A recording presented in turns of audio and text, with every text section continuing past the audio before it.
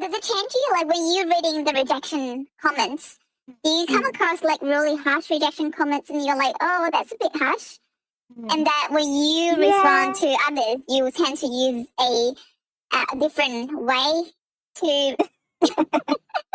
Like, I always make a mental note to not become reviewer two. So, like, reviewer two, for those of you who don't know, is like a way of referring to that dickhead reviewer that you'll always have one of, who's always kind of like just tears apart your paper and says it's shit.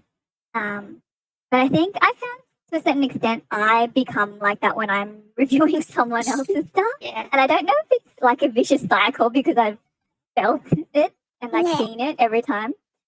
And I just feel like that's the norm. But definitely there are people that are really blunt. One of my supervisor, when you see her in person, she will give you really harsh like comments. But when she reviews my thing, it's much softer and gives me choices. So she will say that perhaps consider this or that, or perhaps consider changing this part to this part. So it was really practical comments. So I really appreciate that. And it's also like using words just like perhaps it make me feel a little bit better.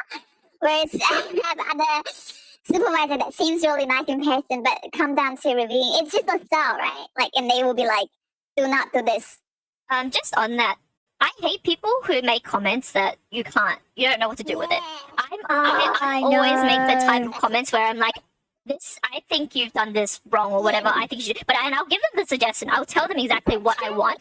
Because that's like constructive. You can't just be like, oh yeah, I don't like this or something, and then leave it at that. I hate those kind of commenters. I'm like, what do you want from me? Like, my current supervisor is like that. Oh, right. As in, like, so this is just like suggestions for, obviously, they're on your side before you submit the paper. And he'll just like highlight things. I'm like, well, what do you want? Like,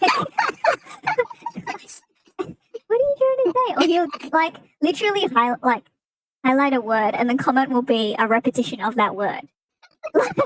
Like if he wants, like for example, for you to say, he's questioning whether it's a trial or a study or a like that terminology, and he'll highlight the word trial, and you'll just write trial.